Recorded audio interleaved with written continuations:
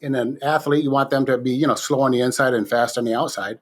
So, like, Tiger Woods, when he's hitting a ball, he looks like he's the calmest person in the world. Or Michael Jordan, he's shooting a shot. It's just like, yeah, it's just a shot. So, but they've been through it a million times, and they have that sense and that habit because of patience and persistence going through every shot a million times, that they have the ability to step out of their feelings and let their body do what it knows how to do. So they're highly focused. They're taking that step into it, and then they're proceeding to follow through with what they know they can do. I mean, Tiger Woods has been through how many back surgeries? A lot. Knee surgeries, a lot. And he's getting a little older now, but he's always come back from that when people thought he never could.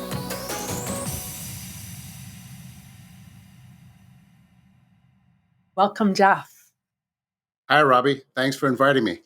Yeah, it's great to have you here. So why don't you start by sharing with us? I know you've already always been a big athlete and really into sports, and also a really awesome team player, which is something I've really admired about you. It's something I could definitely be better at. So why don't you start by telling us what got you into sports and being like really enjoying that experience of being on a team, and how hypnosis has helped you with that? Awesome. Well, I'm going to back up even further than that. I'm going to talk about being one of 13 kids in a family. And when you're one of 13, you better be a team player. And you learn how to rely on your brothers and sisters and your family. So I really learned that at home with a very strict Catholic family. And we learned how to be very disciplined and how to listen and follow instructions pretty darn well. So I took that with me to sports. And when I learned and played football, I guess that was my favorite sport. And, from Pee-wee to midget, and I was a little guy. Luckily, in the Pee-wee and midget, they had a weight limitation. Well, when you go from there to high school, when the average weight jumped from 120 to about 150 to 230, it was a huge jump. And I was just a little guy. I was 160 pounds dripping wet. Actually, my freshman year, I was more like 121. So the competition was fierce. However, I learned that by going out there and just doing my best, not really putting myself in a place where I was in fear of anything. So I erased my fear or put it behind me. I stepped into just doing what I could do. And within about 3 weeks, I went from nobody knowing me to first string on defense. Probably one of the lightest guys on the defensive squad. And I was good, but I learned that by focusing my attention on the outcome that I wanted, my peripheral vision would open up. And I could literally see everything on the field. So I'm not going to do it now, but there's an exercise that you can do to widen your view by just pointing your fingers in front of you. And if you want to do that a little bit later, we can do it if we have time. Okay, yeah. It opens up your peripheral vision as you do this a couple of different times in a pretty astounding way. So visualization and seeing and feeling in your body what's happening on the field is what really helped me.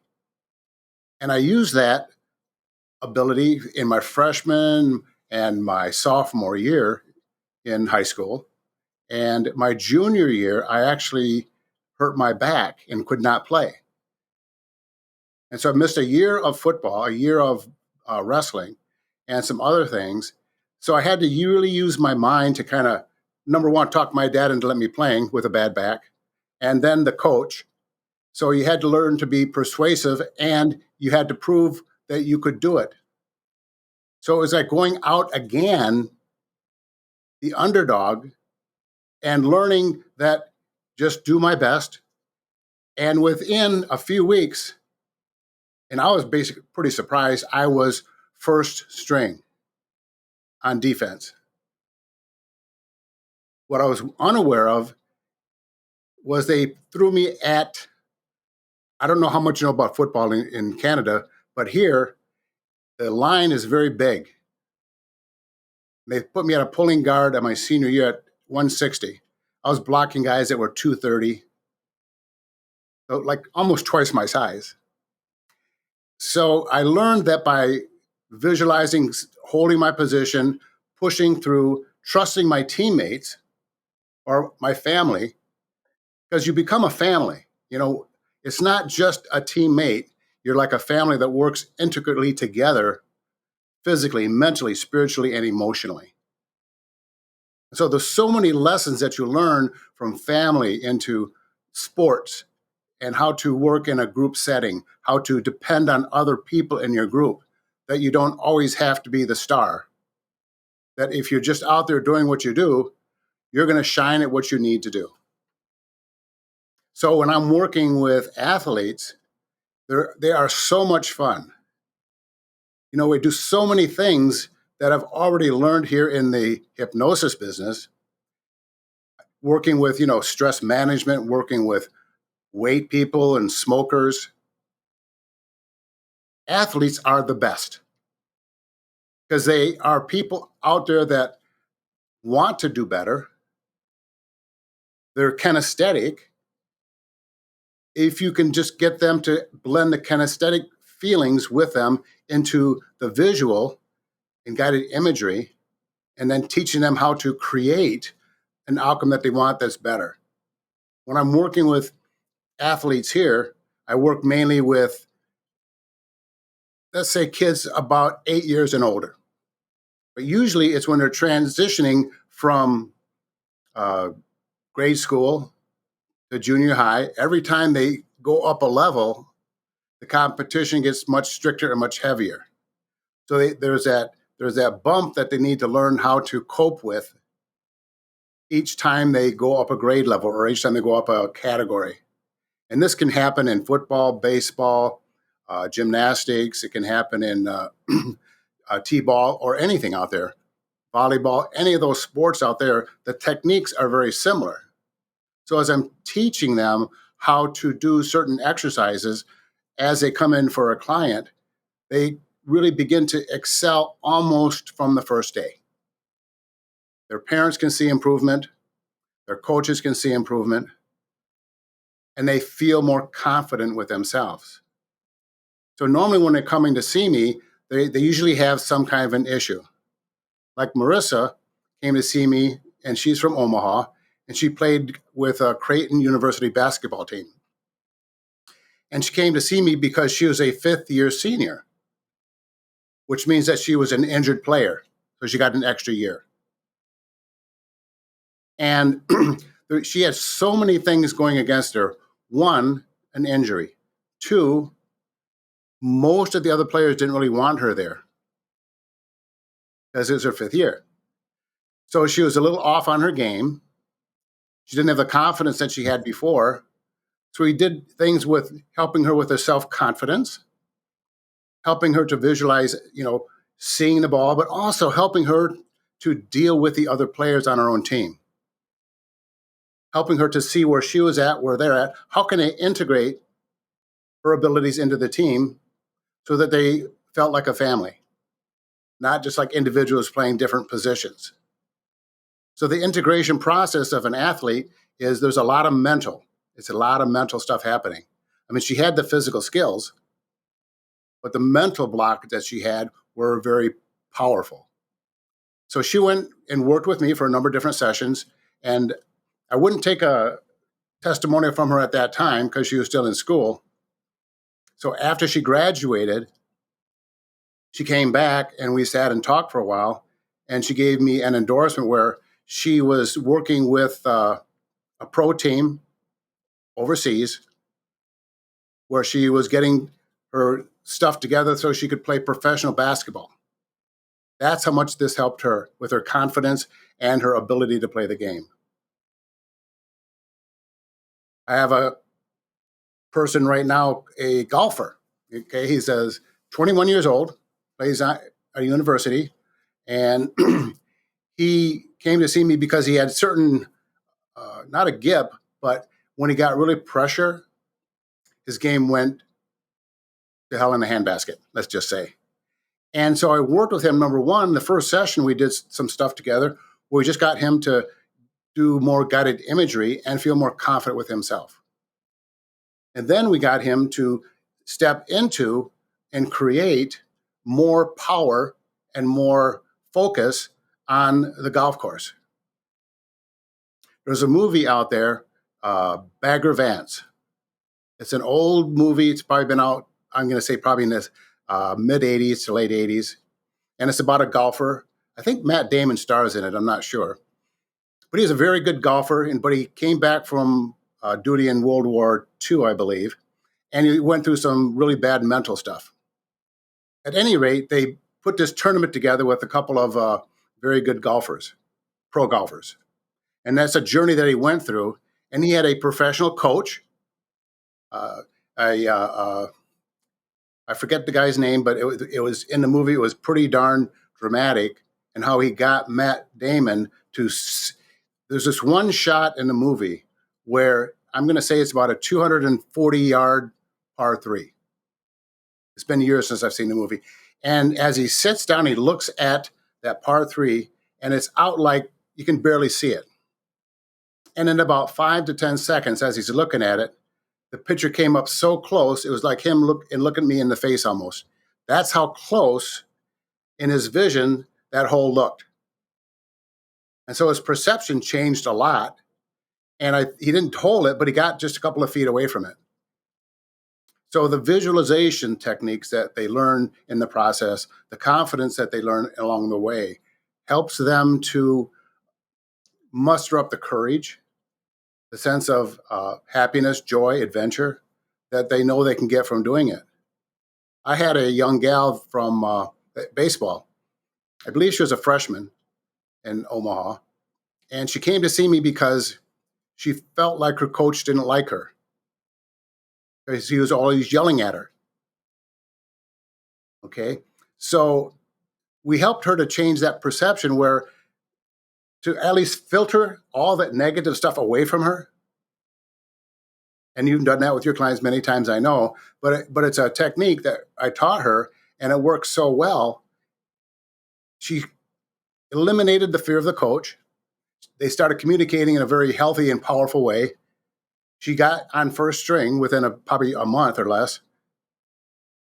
And I've lost contact with her, but her parents, every time I've talked with them or see them, they'll call. She had a brother that came to see me for another sport. So it helps them so much if you get them in the right place and right state of mind. So I bring them in for a free screening. I chat with them if they're young and their parents to find out what's going on. Where is the difficulty coming from? Is it too much pressure from their parents or the coach? Is it not enough pressure, not enough direction? So as we filter out the reasons things are happening, we could begin to focus on where they're at now and create in their future a new them. So they're stepping through ideas, they're stepping into a process of feeling great about themselves. But this all doesn't happen overnight. I blend the experience I've had for the last 25 years working with people, number one. So not only am I learning patience, but they're learning patience. They're also learning that, like the gal from the Creighton University, the basketball gal that went professional, that you can get through injuries much quicker and much faster through visualization techniques. So I did some training on medical hypnosis, complementary medical hypnosis, and that let me learn how people kind of think when they're in fear or worry, or they need healing to happen to their body or their heart. Whatever that is, every little piece kind of fits together in a magical way, let's just say.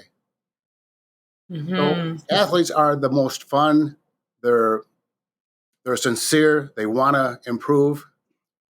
They don't think you're going to do it for them, so they are very good at taking responsibility for the changes themselves. Mm-hmm. So they take Right. their They action know. people, yes.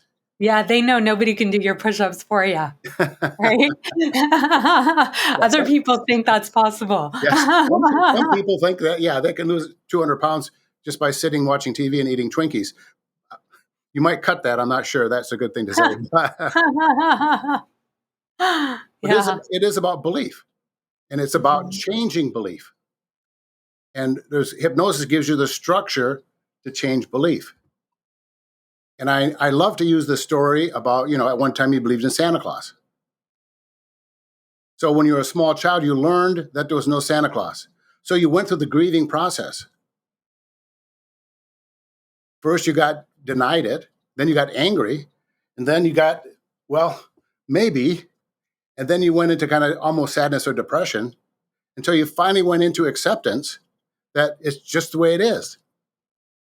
So when you see a picture of Santa Claus here as a child, when you change that picture over here to a different belief, you see Santa Claus differently in your mind. How Santa Claus sounds is different also. How it feels inside of you is also not this way, it's this way now. So when you begin to have this belief that's forced upon you, this belief goes away. You can't go back to the old belief. So when you Awesome. allow people to step into that new belief of confidence, as we blend the NLP and the hypnosis together, it it's like I don't know, you could say it's NLP on steroids or hypnosis on steroids when you blend them together because it's so powerful. Mm-hmm. And there's no question when you see the people how they are responding. You know that when you send an athlete home, that most of them are going to practice what you teach. I'd hate to bring up Husker football because these last 2 or 3 years have not been very nice to us. But I see athletes out there, and you read about the athletes and, maybe where they went to school. And some of the things they did in high school, the bad things, are coming back and haunting them in the most important games that Huskers are playing. And I mean, I can see it happening as they're going from the first to the last minute of the game. And it's almost as if their worst fear comes to life at the worst moment when they really have to do their best. So I haven't had the opportunity to work with Husker athletes yet, but I'd love the opportunity to get with some of them, maybe not with every one, but with a number of them where they're either blocked by past performance, or they don't feel big enough or strong enough, or they don't feel like they're really a part of a team or a family. So Mm-hmm. changing their perception, they will get better. They're letting go or disconnecting from all the past things that are no longer useful or no longer necessary. They're stepping into the present moment now, and then they're beginning to see their future in a new and a more powerful way. Most hypnotists know that, the past is the past, you can't change it. Okay? If you're in the present moment, that's the only place you can ever be. You can't be in the future either, but you can create a future from your present moving into your future. And that's really powerful. Robert Schuller uses a very interesting phrase. I think he said, reality rules. Okay. So if you act, and he basically says, even if you don't believe something is true, if you act as if it is true, your performance will improve tremendously. Mm-hmm. I love that phrase. Yeah. Even Les Cunningham wrote a book on sports hypnosis, and he talks about how to integrate sports into that. So I may just buy an extra copy or two of that and give a copy to each of the trainers at Nebraska, perhaps even their sports psychologists, because they have a team full of them. I'm wondering sometimes if they know what they don't know. Maybe Mm-hmm. they don't know what they don't know. Mm-hmm. So it'd be great to take them through a class or a course and help them to kind of take that step back and look at reality, and then see what that reality is for them, and then help them to integrate new changes or new procedures where they can step into what they want to create for the team, for them, for their family. Mm-hmm. Right. So it's an Yeah. integration process. And, like I said, that starts from home, learning how a family needs to be treated and a team, how they can integrate things together. The process is patience and persistence and commitment. Mm-hmm. I'm still learning patience and, commitment. So as you get to step into a new belief, most people they're stuck in their feelings. They can't change it. So in order to change how you're feeling now, you have to step into your imagination and fantasize what you want in your future. So you see it. And then as you see it, the actions, the people, the sounds that are around it. And then the last thing you add are feelings. So see, hear, and feel. It's a great way to jumpstart an athlete, jumpstart a smoker, a weight loss person who is stressed. Are there stressed people out there with a COVID-19? You think?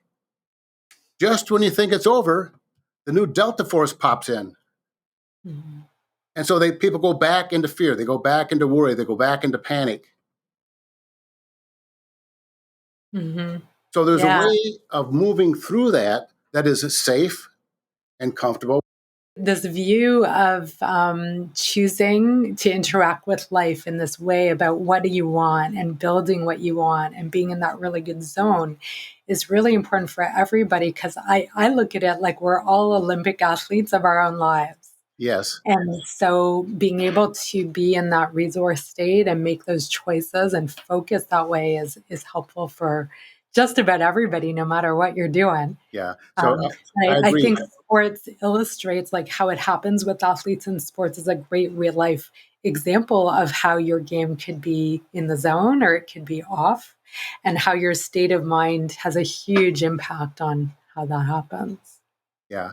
So there's a lot of sports psychologists out there that kind of know, but they don't really know. They have a concept of it, but they don't take the people through it. Mm-hmm. They're not. I don't know if they're just in their head thinking, but they got to get out of their head and start taking some kind of action, okay, and repeating an action that is going to be beneficial for that person and the team. Mm-hmm. Yeah. So Yeah. when you see the really good teams, that's what they're doing. When one person dips just a little bit, so there's always someone covering. Right. They're there for each other. They're there for each other. That's right. They never stop. Okay. Yeah. And they do whatever is necessary. Yeah. But adding resources is something that is very powerful. So instead of having limiting decisions or choices, they're adding resources. Okay. They're adding resources of things in their past that have been very good and powerful, letting go of the things that have been negative and stepping into creating, the zone state. So they're bringing in feelings and emotions of past performances where they did very good. Mm-hmm. And if they're not taught how to do that, what they're doing by their own not trying is they go back and they grab something that's negative, then they're limiting their ability to change or shift. So we really do help them to disconnect. It's almost as if that negative piece or part of them is so distant, so far back, that they can't even recall it. All they remember is what they learned and how they grew and how they got better. Mm-hmm. It's just a very, very fun, interesting way to enjoy life. Sometimes it's a double-edged sword, because in sports, what I learned to do is get really jacked up just enough so that I was like, at least I felt invincible. I wasn't, but I felt that way. Okay. So sometimes if you take that amount of aggression into life, it can manifest itself in a way of where it's not, people think that you're angry or upset. And and it can be that too. It kind of turned into that. So I really had to learn hypnosis. And that's one of the reasons I got into hypnosis, because there were some people that thought I was an angry person. Mm-hmm. Little old me. Who would have thought? So I Well, took it's funny, hypnosis. Jeff, because I've known you since you've known hypnosis, and I would never think of you as an angry person. I don't think I've ever seen you that way. So clearly something changed. Yeah, so clearly something changed. And this was way, way back in the mid 90s when I started taking hypnosis and learning more about it. And it was like you take one class and then you got to take another one, then you got to take another one, and so on and so forth. So I noticed that within a few months, when I came home, my wife said, "You seem nicer." So you get the feedback that's necessary for you to learn and grow. And so you step into new opportunities instead of being, someone that, chops up produce in a grocery store all day long. That I learned that I could, sit in a chair and change people's lives. Mm-hmm. So it's a dramatic healing for myself. And because I understand anger probably better than most people, I can see it in other people pretty darn quick. Mm-hmm. Because there's always that piece of anger, especially with smokers, where they're stuffing their feelings. Mm-hmm. And then when you're not smoking, some of that comes up, doesn't it? And of course, stress people and weight people, people that are dealing with fears, guilt, worries, stresses. So alleviating those issues by helping people to step into like that zone state that we do for athletes helps them to feel more safe in their own home, when they're at work, where they have a circle of energy around them.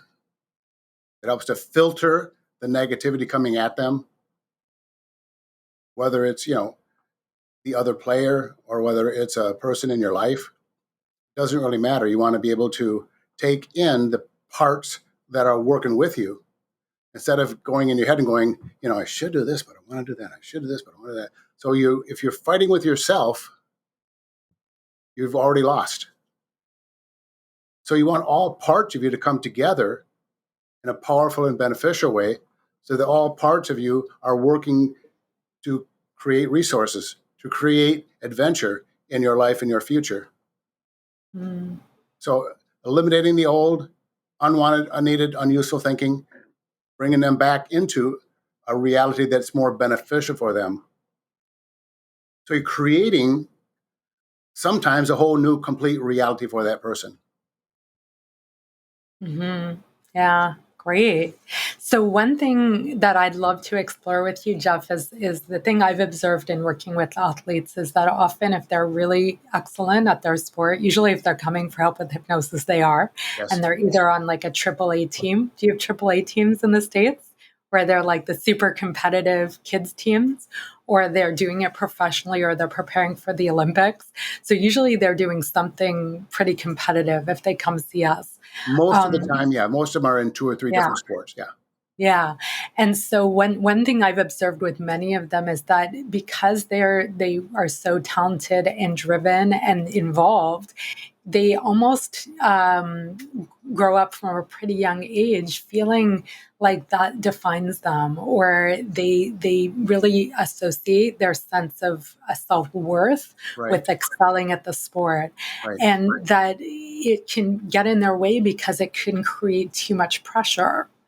And so sometimes they end up being put up on a pedestal by their parents or their coach or Right. whatever, Yes. or they're trying to prove so hard that they're okay, or Yes. sometimes they're doing it maybe to escape difficult circumstances in their life, and the sport is an escape. But there's this the intensity helps them excel, but it can get in the way because if it gets too much, then they can choke. Right? If Yes. it goes beyond the zone. So one of the things that I often spend a lot of time with people who come for sports performances, getting them to accept themselves as a member of the group of people and being okay with that. Like I had a client once who came from a culture that was very group oriented. And so she said to me, I'm just one of a billion ants on this planet, and really looked at every choice she was making in life from that point of view, which in her situation was not a good thing for her. Like she was going way too far in that direction. Right. But I found a lot of athletes are going way too far the other direction, where they feel like their performance defines them, or if they don't perform, they're not okay, or they'll lose everything. That it can be very difficult sometimes that way. Right. Yeah, I hear what you're saying, and I haven't had to deal with too much of that because of the ages of the people that I've been working with. I have seen that in many, many athletes where they are put on that pedestal. And so what they're lacking or they don't get, they because they always get their way, they're like a spoiled child. So they don't have the maturity to deal with life. Okay. So they haven't gone through the learning curve of maturity. I'm just guessing that as you grew up in this huge family with 13 kids, nobody could really stand out as the kid on a pedestal because, like, oh my God, 13 kids, right? Like I know somebody, I think she's the youngest of 8 kids, and she was telling me that, by the time you're the youngest of 8 kids, your parents say, oh, you just fell down a whole flight of stairs. Oh, you're okay. And then they just move on. Yeah. Right. Yeah. And so she grew up to be a very successful businesswoman because she knew nobody was going to do it for her. She had to make it happen. That's right. It just brings to mind, so I'm imagining that for you growing up in that huge family, that was the attitude that you had because you didn't have a choice. And it served you because you went through times where you were excelling at sports. Yes. And you were doing it against odds that were stacked against you. You had injuries that took you out of sports. Yep. You did what you needed to do to get back in, but that you had to make that happen. Right. And that sometimes it did happen, and sometimes you had to recover from your injury or take a break, or maybe not be the one of the bbest players on the team. Right. For learning and growing. Yeah, you've had that range of experiences from a very young age. So I'm just wanting to share. I once had an Olympic athlete come here for help for sports performance. And her situation was that she had a full scholarship to an American college. For her sport. And what happened was, and she was from another country, not the US, so she was there on a student visa. And what happened was that she injured herself. And so she had to leave the team. Yep. And this team was her family. I mean, here she was in a different country across the world. And as soon as she had this injury and she had to leave the team, they all abandoned her. Like, she wasn't part of things anymore. And it was this huge crisis for her. And yet she wanted to keep swimming and competing and being in the Olympics and everything. And emotionally, this was very difficult for her because when she was growing up, the sport was her thing. She got all the attention around her performance. Her parents put all kinds of time and money and energy into nurturing this. And so it was this huge deal. And so I've seen a number of athletes who, to varying degrees, the story I'm telling you now is an extreme version of it, but to varying degrees, really feel like that it's on the line for them in terms of being abandoned or worthy or good enough, or it defines them.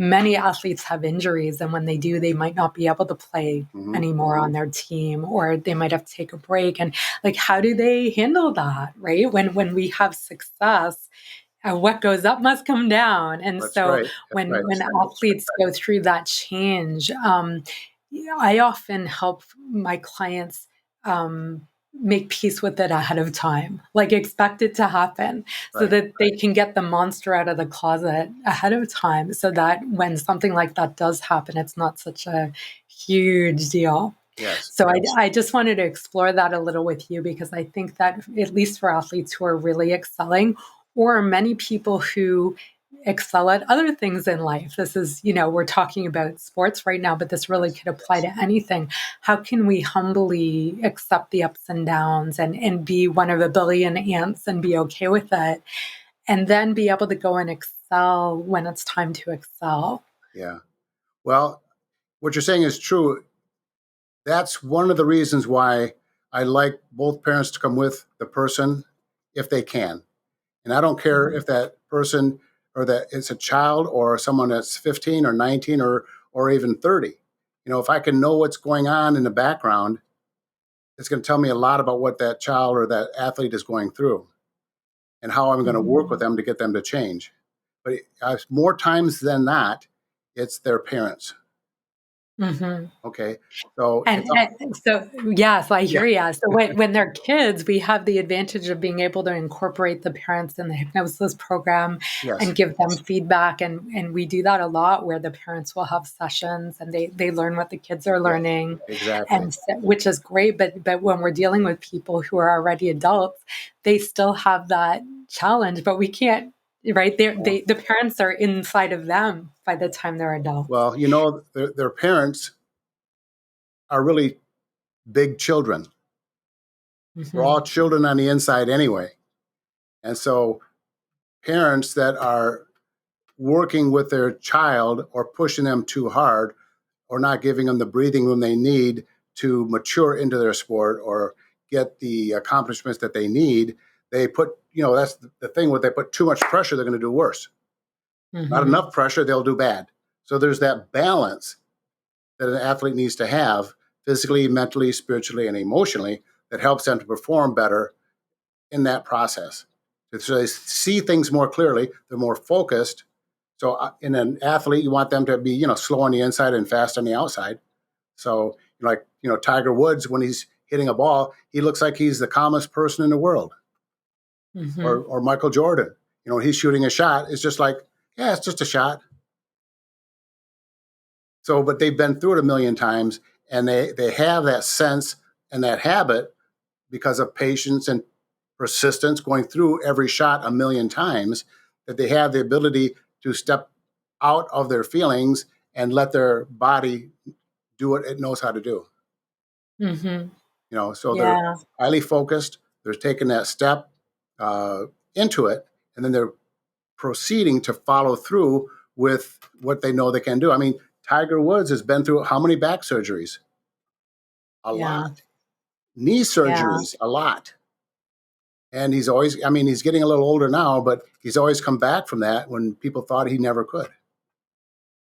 So learning how to enjoy the challenge, whatever that challenge may be, because the challenge could be recovering from back surgery, Yes. right? When I had my quadruple bypass surgery, I was kind of going, well, this is interesting. Mhm.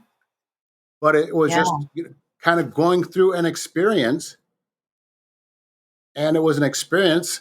And then I got back into, exercising and working. And, you don't want to use things as an excuse or to blame things that that happened.